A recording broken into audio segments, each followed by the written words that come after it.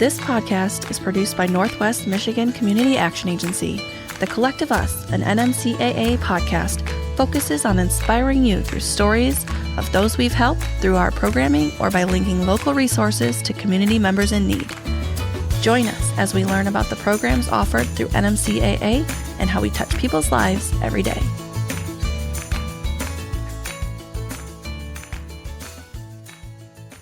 Today's topic discusses sensitive subject matter, including issues related to mental health. The information discussed today is not directed at any one person who may be listening, but to bring awareness to the subject matter. NMCAA does not diagnose or treat mental health issues. This podcast should not replace consultation with your doctor or qualified mental health care provider. If you are in emotional distress or in need of behavioral health help, please call 988. Welcome back to the Collective Us. I'm Erica Austin. And I'm Ryan Buck. We are in the holiday season and snow is coming down. It is. And as we begin to hear the songs of the season on the radio and people crowding the stores to find the perfect gift for their loved one, we want to take an opportunity today to bring awareness to those who may not be celebrating the season due to issues that they may be facing.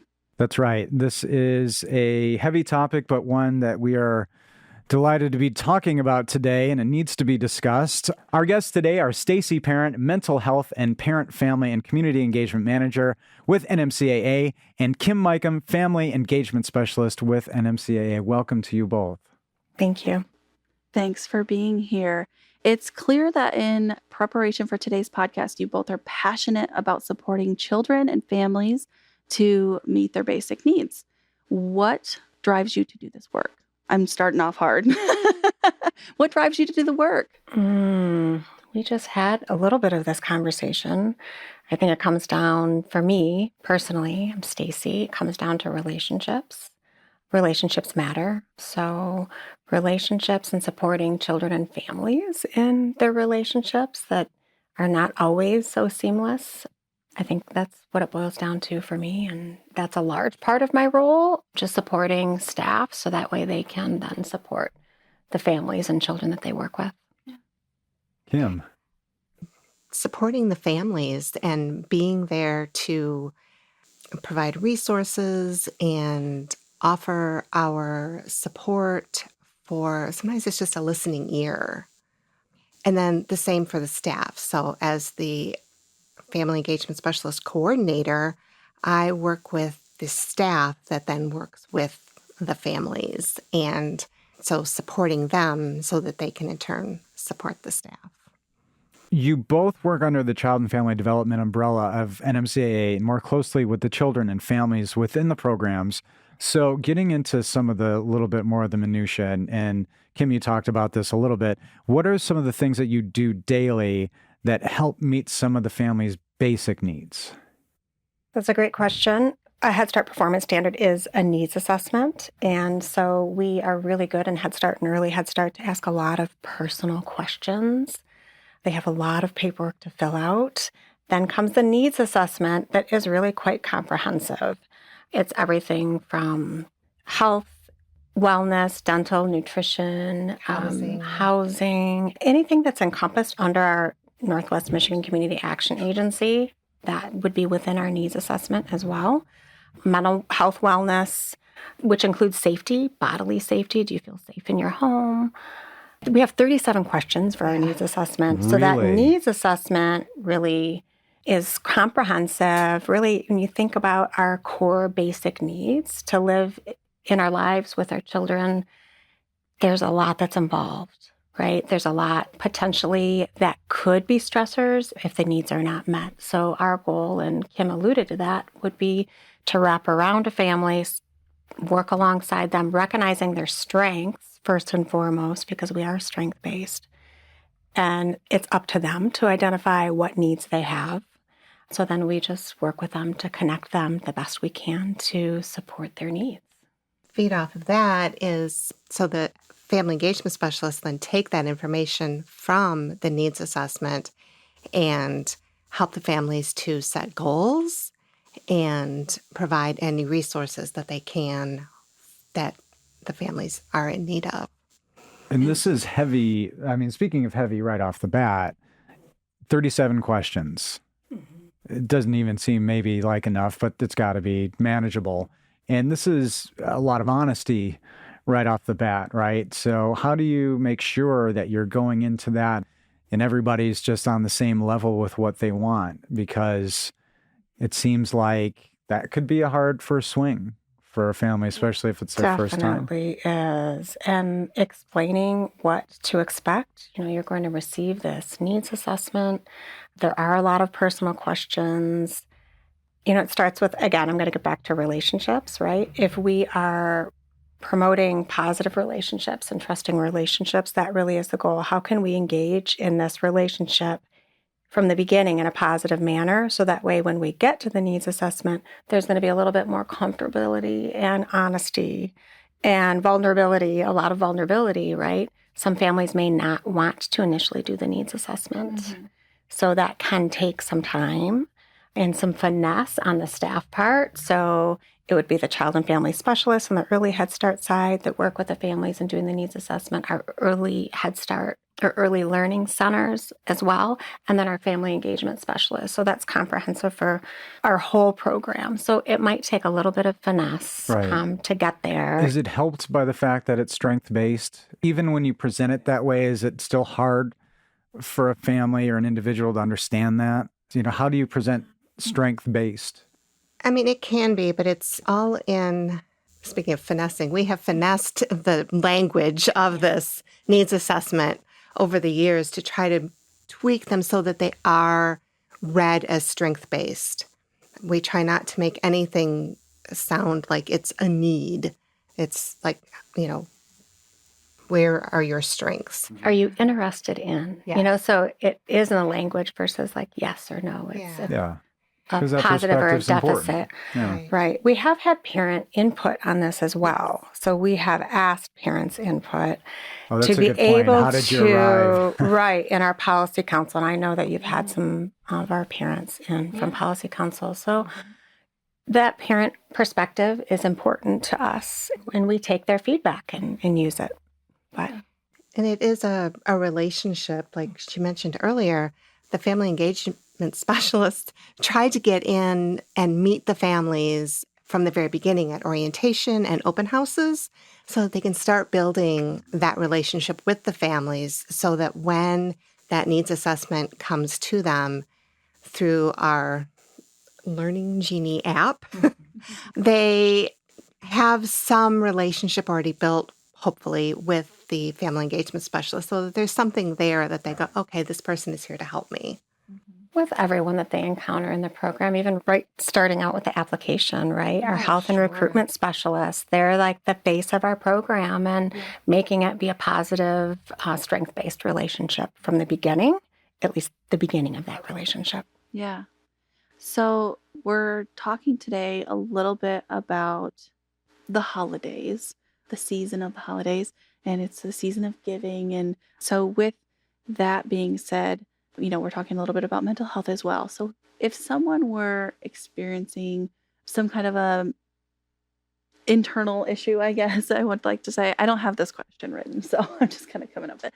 Where would someone reach out? Or if they're experiencing something like that, where could they reach out to? So, within our program, we have different layers of support. So sometimes it's the staff that needs support. Kim alluded to, and I guess I did as well, that we want to support our staff in a way that they can then do the same for their children and families, right? So staff can reach within for support for themselves. So I happen to be the mental health manager, which means that I support mental health referrals if needs come up with children and families throughout our 10 counties. Yeah. So internally, we have a system to support needs if families are open enough to share and vulnerable enough to share that, I need some support. We try to very much normalize it, right? Mm-hmm. We all have mental health needs. Really, our mental health is our core foundation, right? So our needs assessment, even if we can get our basic needs met and our mental health wellness needs met, then we have positive life outcomes. So that's easier said than done because With mental health comes different diagnoses that we are not in it to diagnose. We refer to specialists or therapists or community mental health, or we encourage for families, anyone who is just wondering, where do I go? You can start with your doctor as well and have that conversation. In our program, we're required to have a parenting curriculum. So our parenting curriculum happens to be founded on resilience and attachment theory. So when we're talking about resilience, we're talking about protective factors, and they apply to all of us. So they apply to the staff, they apply to families. How do we support protective factors? So those internal beliefs that we have, what do we think of ourselves and the world around us, our caregivers, our experiences, what do our relationships look like? What are hobbies? Like, what supports us to be able to bounce forward in life or maybe bounce back from tough situations? So our parenting curriculum is from Devereaux, the oldest mental health institution in our country. We also have an assessment, an early childhood assessment that looks at protective factors and initiative, self-regulation, and attachment and relationships. So the two work well together. Our parenting curriculum, Your Journey Together, has something that's called the Adult Resiliency Survey. And so that's a great way for adults to kind of check, where do I fall with my relationships? Where do I fall with my internal beliefs? So we have that within our parenting curriculum. However, the Center for Resilient Children is a website that anybody can go to. And within that, you would find the Adult Resiliency Survey. That's fascinating. So, the idea that there's so many resources available, NMCAA's website in general, I've said this before, you could really almost maybe start your own business with some of the free resources out there online. So something like this is available for people who are interested in that kind of self-reflection, which leads me to, you have this time of year that precipitates these feelings in people, whether they've had them or not. But a lot of the times I'm wondering if a lot of this just goes unstated. What can family do who maybe sees somebody in their sphere? Sometimes people need a nudge. Nobody likes an intervention. Yeah. Nobody likes an attack. But what if there's family who maybe just need to reach out and get some advice? Because that's a tough situation when somebody, may be close, but they're just not able to make that step on their own. And I think that you would be talking more so to diagnoses that we are not handling, that we refer out to. So local therapists, your local doctor, community mental health, something like the Adult Resiliency Survey that we use within our program. And that's just one little component of our parenting curriculum. Again, all strength-based. We try to find the positives. How do we fan the flame, per se? Like, how do we support and really build somebody up? We start there in hopes that we can find that common space to have that conversation. So, within families, we can offer tools like this and tips and suggestions. But as far as our treatment, we refer to area therapists for the actual treatment. And some issues are more complex, right, than others. Some issues need medications and ongoing treatment. And these things can affect anybody, too. Absolutely. It could be of any age and first time, or this has happened before. Absolutely. But it's just helpful to know that there's a community here around you. And just the fact that we're in a small community help this cause, or can be a challenge to this cause sometimes? The stigma is attached to mental health. And we've talked about this through the years, even with our parents on policy council, right? Like, so do we call this a mental health referral, a mental health consultant coming in? We've tiptoed around that. Do we find a different name? Why is it scary? We're all human beings. We all have mental health needs in different capacities. So we think about the holidays just in general, and what does that encompass? The holidays often start even before Halloween, right? We see Christmas things out. In our program, we do not promote the holidays. We're ahead of the game, I think, with DEIA, right? We celebrate everyone and whatever their traditions are, whether they celebrate or not. And so this time of the year happens to be the holidays, but we also come into that gray, time that we don't see the sunshine as much. So seasonal affective disorder, and you might not like the snow. You might not get outside as much. You might not get as much exercise or drink as much water. All of those things play off of each other. And then you think about just the commercialism of the holidays. What are the stressors? Right. What do I have in my wallet, right? Yeah. The finances of being able to afford the holidays. And in our program, we really promote traditions, family traditions, being together, presence, and just making time for yourself as a family. We talked earlier, Erica, on a different day about, the crazy aunt or the crazy uncle that we might see, and what does that mean, or what does that stir up in us? So it's okay to set boundaries. It's okay to say no. It's okay to do traditions differently. We encourage our families to listen to themselves and their own needs. And social media isn't always the best place to turn, and comparing yourself and your situation to others and what you might want and what's realistic. There's a lot that kind of interplays, really, when you think about the holidays and the societal pressures that go along with that.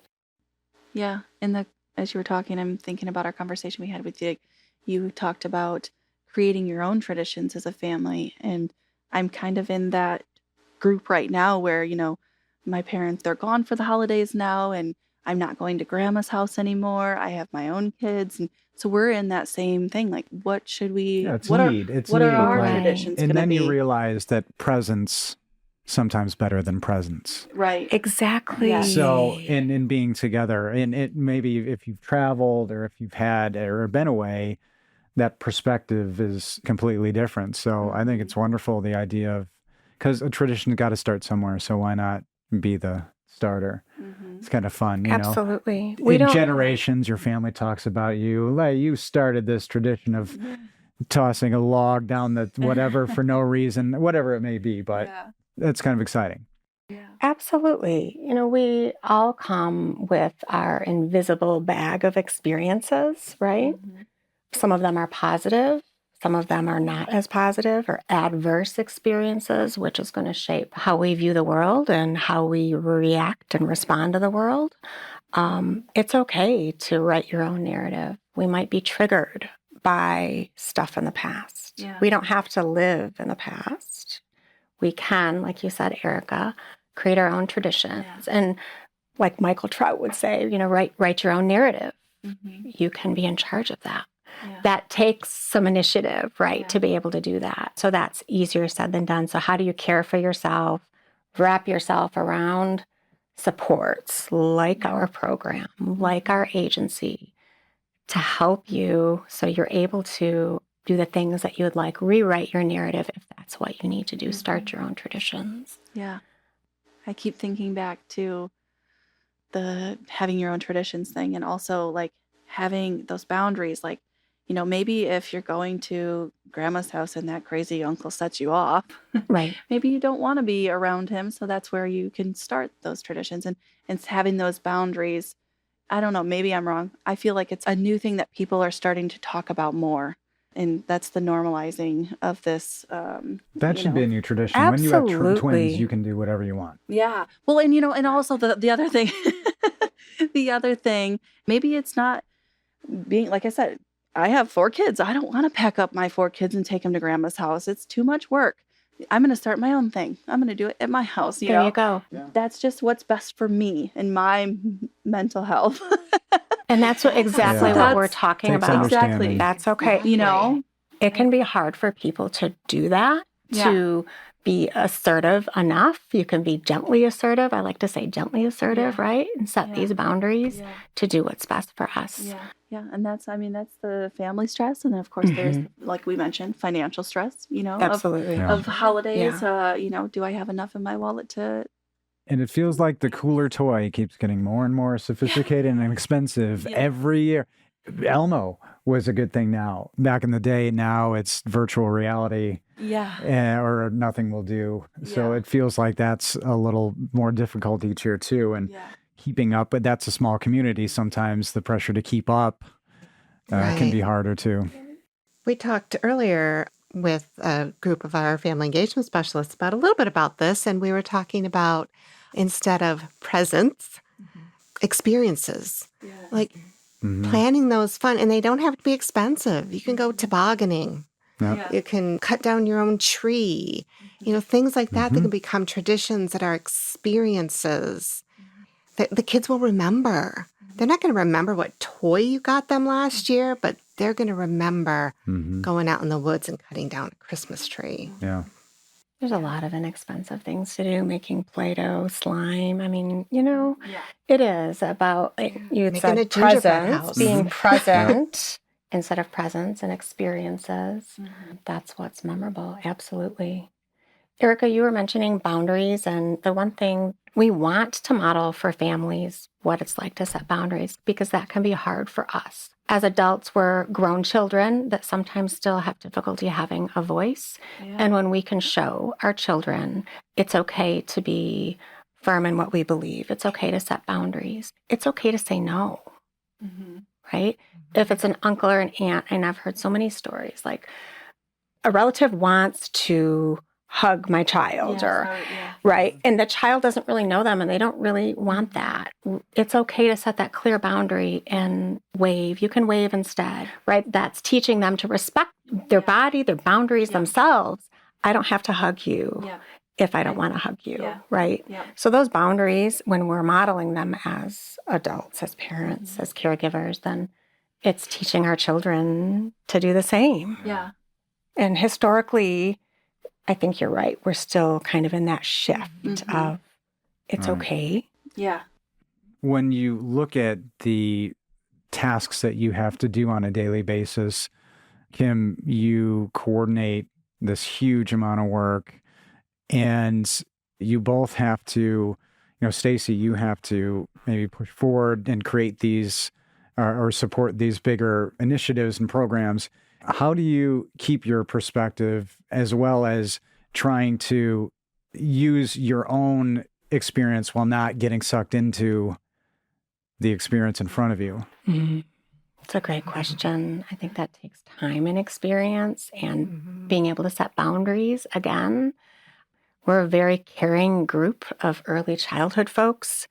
And I think if what we want, I think about the infant mental health philosophy, and we've already spoken to it, that if we are able to care for each other and give that space to be heard and understood, then the staff are going to be able to do it for the families. The families are going to be able to do it for their children. So really, that is the goal. And our staff and our families teach us so much. We all learn from each other. So I think that we're really good about having that philosophy. We are not in as the experts by any means. There's so much learning that occurs in that two-way relationship.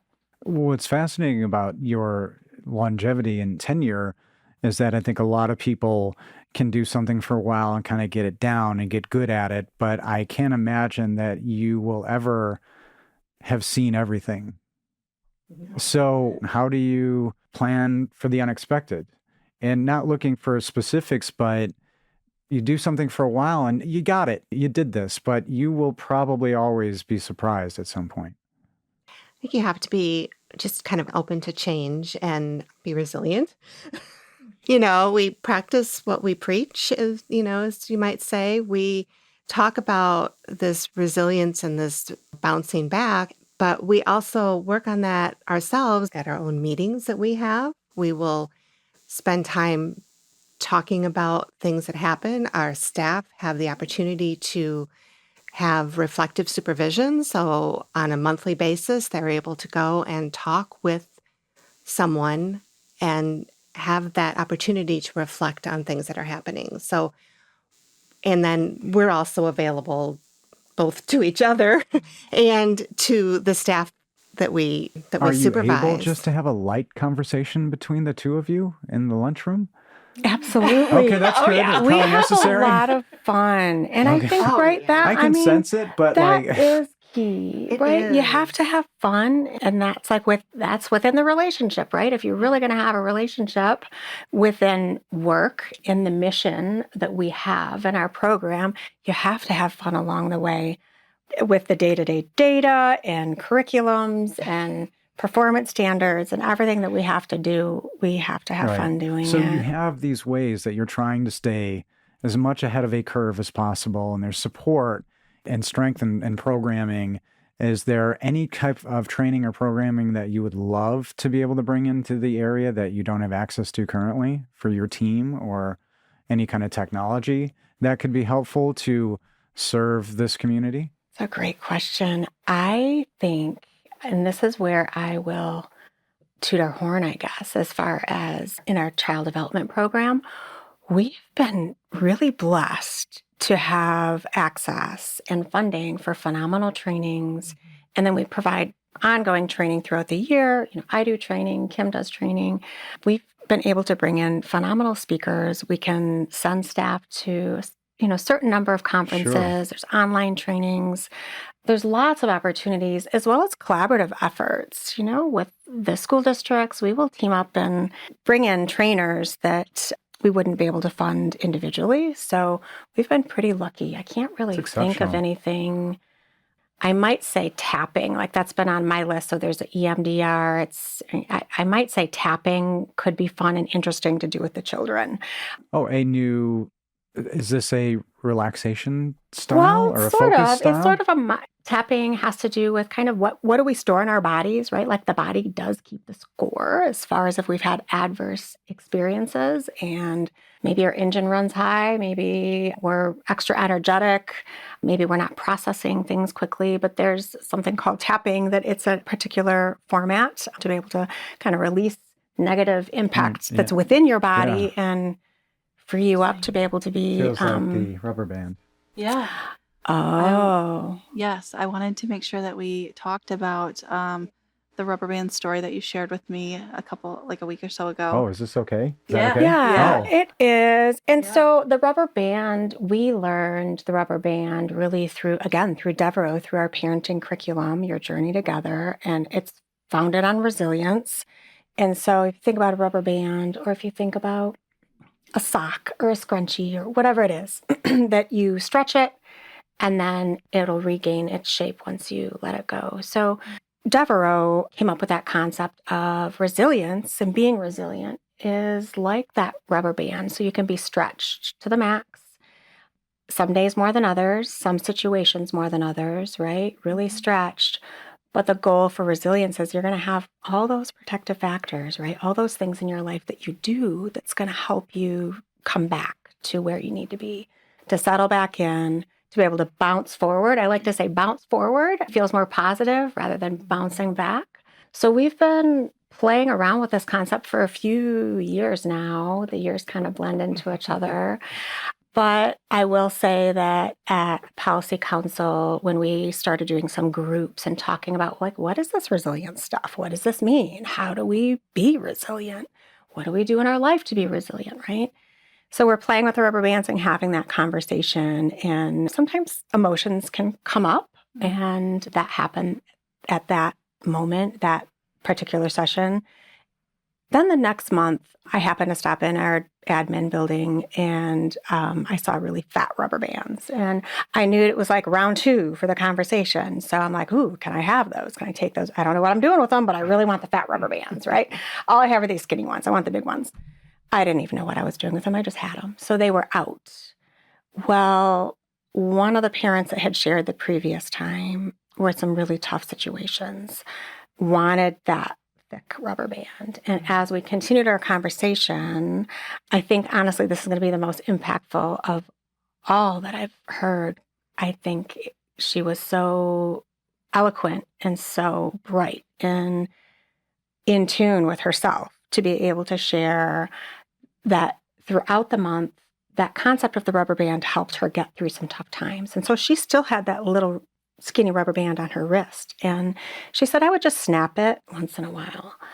But then she saw the thick rubber band and she said, some days I think I just need like a thicker rubber band, right? Like you can only stretch so far. It's harder to stretch that thick rubber band farther. And it was such an aha, lovely moment. And so all those thick rubber bands were gone because other parents were like, oh my gosh, yeah, some days we need a thicker rubber band. I want one of those, right? Yeah. So, Oh my goodness. yeah. Yeah. I know. And it's from someone who worked so hard in her life, right, to stay above water and to keep on keeping on for herself and for her children. And she worked so hard in doing that. So, I was proud of her as a human being and as a parent that I couldn't take any credit for. It all came from her. So it was lovely.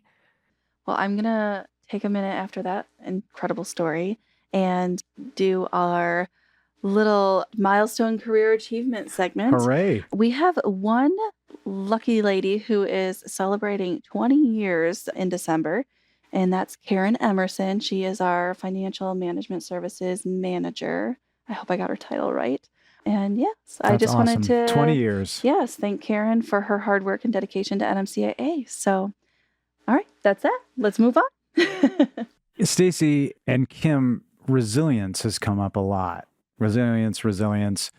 And is it something that is tangible enough for you to explain to somebody?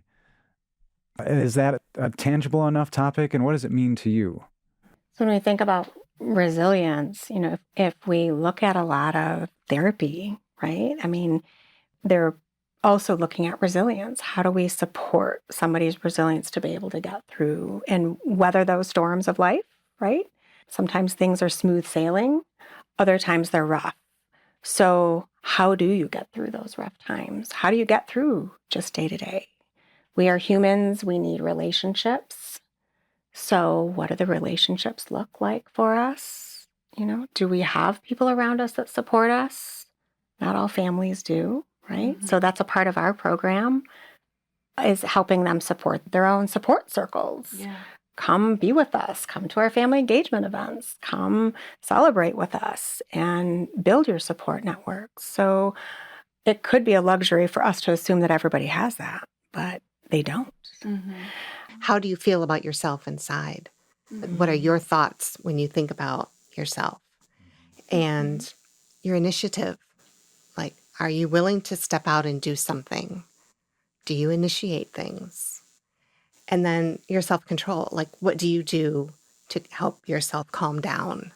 One of the trainings that I provide to our staff is called Building Your Bounce, and it's part of our parenting curriculum, the Your Journey Together, and it's through Devereaux. There is a separate book that you can actually, I think, even go on Amazon and buy. It's called Building Your Bounce. And it goes through, it has the DARS in it, as we lovingly call the Devereaux Adult Resiliency Survey. We refer to it as the DARS. And there's an acronym. Yeah. Hey, the acronym of the week is... Oh, that's great. DARS. Thank you for that. And they can take that in there, and it's a survey. There's no right or wrong answers. It's just almost always, sometimes, or not yet. Mm-hmm. And they can find out what their strengths are, and then they can set goals. And inside that book, or even if all they want to do is go on the website and download this little section right here, is free to download. What Stacey has laying right there is free to download from the Devereaux. And they can sit down, they can create an action plan from some strategies that are actually listed in there, some ways to build their resilience. And I love providing this for our staff because it helps them to see how they can build their resilience and then, like we've said before, help the parents who can help their children. This is an interesting survey. You have to, want to be fairly honest about a couple of things. I like that there are examples. And you're doing it for yourself. Really... You're not sharing. You don't have to share this with anyone. This is just for yourself. So you can be totally honest. Yeah. So Devereaux, the more we promote resiliency and, promote protective factors to be resilient, then the more positive our life outcomes are. So there is one activity in our parenting curriculum, again, focused on resiliency. And there's a scale. So you think about a scale. And I like to have parents even like stand up and, you've got your right hand and left hand out and you think about your own experiences, right? Or it could be in the past, it could be present. You could be even thinking about your child's experiences. And our goal is to have the scales pretty balanced. So if we're tipped more to that negative life experience, then our scale's going to be tipped right to the negative side, resulting in more negative life experiences. So resiliency really is core. Yeah. And that's why we really wanted to talk about it when we talk about the holidays. And we can talk about what do you do to get through the holidays, but resilience is a big piece of it. Mm-hmm. The other thing that I love in our parenting curriculum is they call it filling your pitcher. Mm-hmm. So you have your pitcher and it's like, what fills your pitcher? What fills you up? What gives you all the goodness? What builds your bounce? Because we know that throughout the day, things are pouring out of that pitcher. It could be a lot of negative things at this time of the year, possibly. That pitcher could end up being almost empty. How can you fill it up? What are those things that you do to fill it up? Maybe it's reading a book. Maybe it's spending time walking on the beach. Maybe it's a hobby that you have. Maybe you doodle. Maybe you scrapbook. But spend the time doing it. Be honest with yourself. And some people just need like a PA to make them do that stuff. So find those resources to help yourself in as many ways as you can. Because it's like that airline thing. You have to put your own oxygen mask on first. And that could be a tough thing. As I look at these questions, somebody with challenges with esteem or, can maybe fill this out and it can help them maybe focus on areas where they are a little stronger and things that they can do. And then filling your pitcher help you find the little things that, oh yeah, that really does make me happy more than I thought. And then focus on the positive. And sometimes it's really easy for us to not recognize, like bragging, okay? Our society, like if you toot your own horn and recognize your own positives and strengths, that's interpreted as bragging, or it's not always acceptable, right? So historically, we've had that. So now we're sort of shifting into more self-compassion and self-awareness and self-care. So that's a positive thing, right? Yeah. And in all of this, when we talk about resiliency in the DARS, it's not about recognizing what can't we do, right? So what are we doing that we can recognize as strengths, and then that can support those other areas that we might need a little bit of support in. Right. Yeah. Mm-hmm. Yeah. A little bit ago, you've mentioned a couple times, protective factors. Can you give us some examples of what protective factors might be? So we've kind of been alluding to them all along, like the relationships. Yeah. And so because of this segment, there's a lot I love about my job, of course, but what keeps me here, the relationships. So I could even say, gosh, the relationships within my work are positive in so many ways. That can be a protective factor for me. What are my relationships like outside of my work? How do I feel about myself as a caregiver? And what does my self-esteem look like, right? Mm-hmm. So for those who may fall short in some of those areas, how do we recognize the other areas and fan that flame of positivity? Because it is meant to be strength-based. We're all in this together. None of us are perfect. We're all working on life. And in our program, we definitely don't want to come across as we're coming in as the expert. No, we're not. We're coming in to learn together, and we're here to support you as a family. We're here to support you as staff. The protective factors we've spoken to, like initiative, right? So what is our initiative and our ability to do things, even to get outside of the house and to exercise or whatever that may look like, as far as we probably should stop that one. I was starting to ramble, sorry.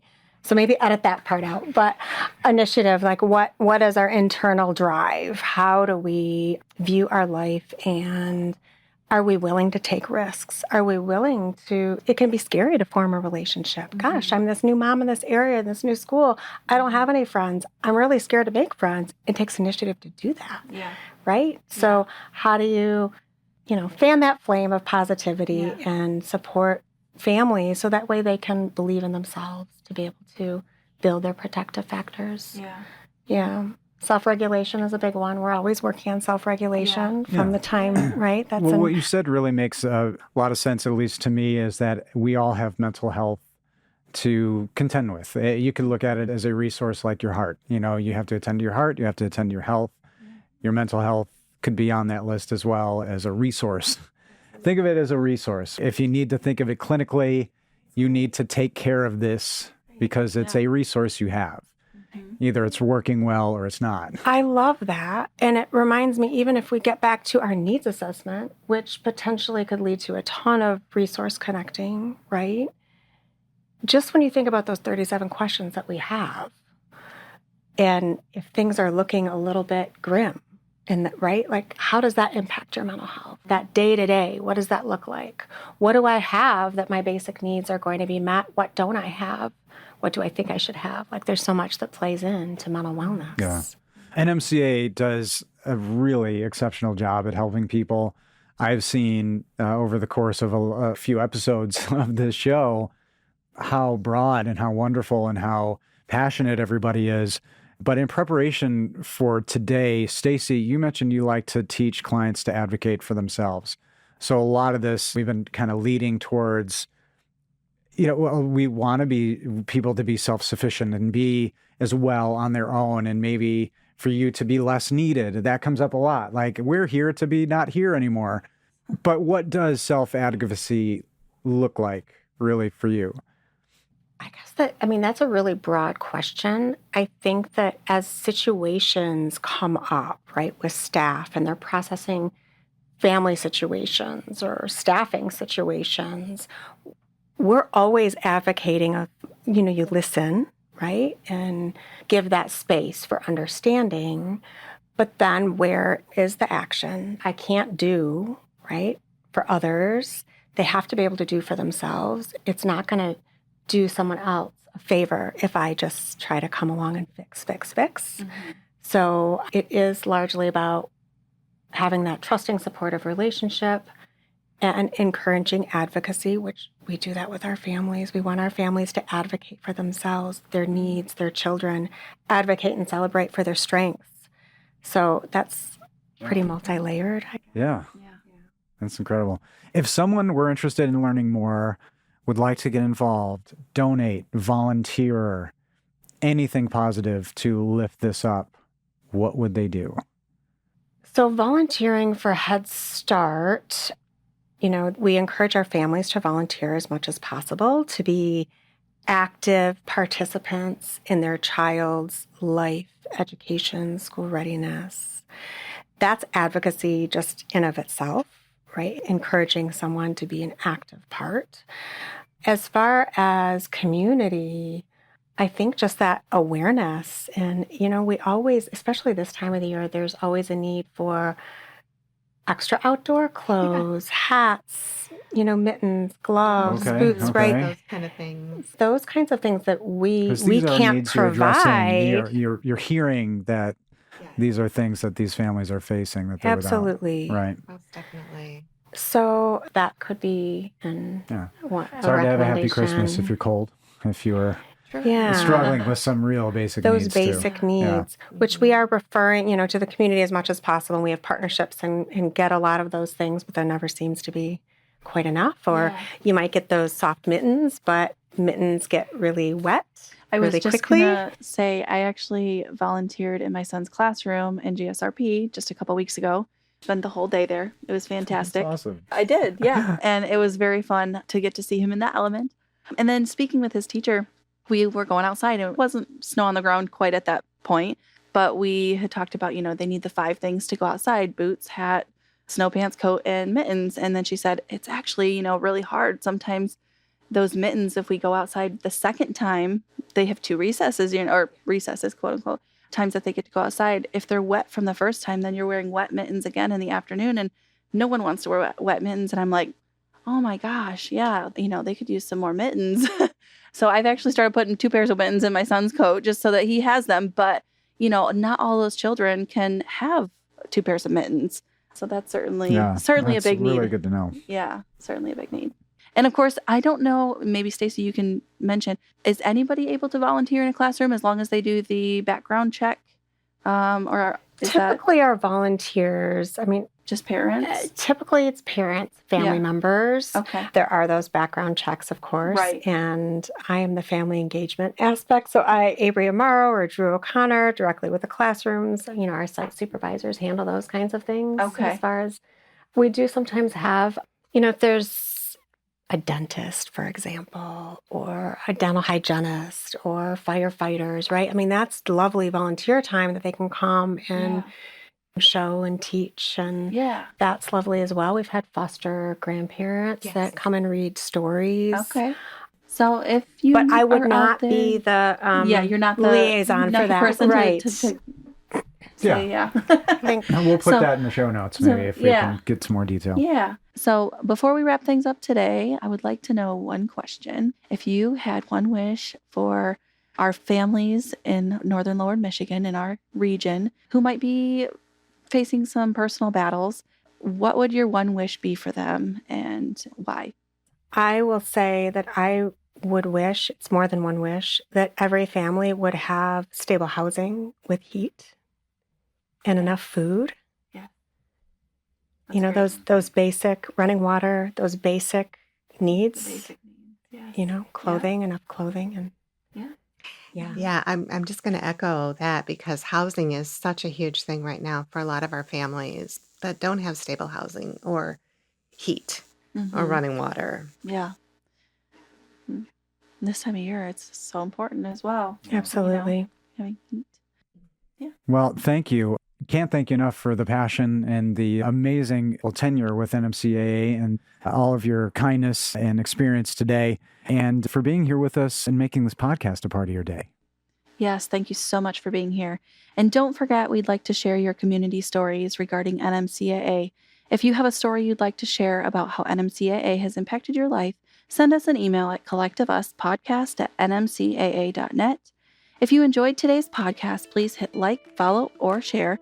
It truly helps us continue to get the word out on all the good NMCAA does in our community. If you would like to learn more about Northwest Michigan Community Action Agency or the programs we offer, or would like to make a donation, we encourage you to reach out at 231-947-3780 or visit our website, nmcaa.net. And to our listeners today, we encourage you to continue to strive each day to do something to help yourself or your neighbors.